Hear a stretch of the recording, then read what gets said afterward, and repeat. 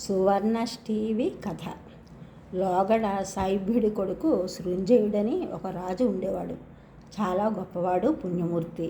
4 సముద్రాల మధ్య ఉన్న భూప్రదేశం యావత్తూ ఒక్కడే పరిపాలించేవాడు. పుత్ర సంతానం లేని కారణంగా ఎప్పుడూ బ్రాహ్మణులను పూజిస్తూ ఉండేవాడు.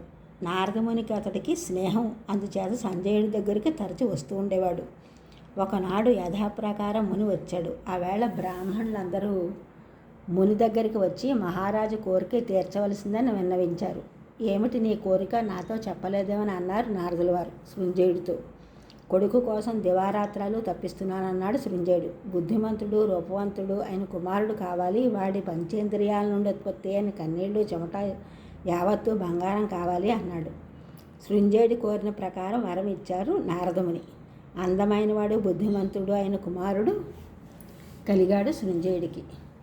సువర్ణష్ఠీవి అని పేరు పెట్టాడు అతడికి.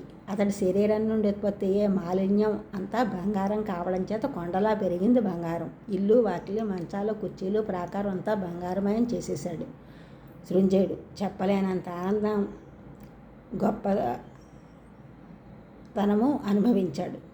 ఇది ఇలా ఉండగా సువర్ణష్ఠీవిని నోట్లో గుడ్డలు కుక్కి అడవిలోకి పట్టుకుపోయారు దుండగులు. కడుపులో బంగారం ఉంటుందని కడుపు చీల్చేశారు. ఒళ్ళంతా చీల్చి గాలించారు. ఎక్కడా బంగారం దొరకలేదు. అతన్ని అలాగే అడవిలో వదిలేశారు. వాళ్ళు వచ్చేస్తూ దారిలో వాళ్ళలో వాళ్ళు దెబ్బలాడుకున్నారు. పాపఫలం ఎటుపోతుంది, ఒకళ్ళనొకళ్ళు నరుక్కున్నారు. కర్మఫలం అనుభవించారు, నరకానికి పోయారు. కొడుకు కనపడకపోవడంతో మతిపోయింది సృంజయుడికి. ఊరు వాడా వెతికారు. తుదకి అడవిలో కొడుకు మృతదేహం కనపడింది. తదనంతర కార్యక్రమం నిర్వహించి దుఃఖంలో మునిగిపోయి నిద్రాహారాలు మానేశాడు సృంజయుడు. నారదముని వచ్చారు.